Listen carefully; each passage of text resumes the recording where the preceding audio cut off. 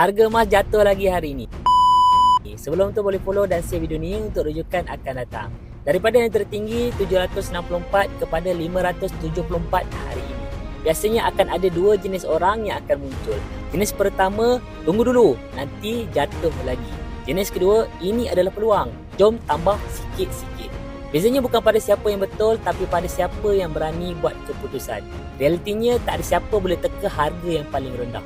Tapi sejarah selalu ulang benda yang sama. Bila harga dah naik tinggi nanti, ramai yang akan menyesal sebab tak beli masa tengah murah. Emas ni bukan untuk cepat kaya, tapi untuk lindungi nilai duit kita dari susut tanpa kita sedar.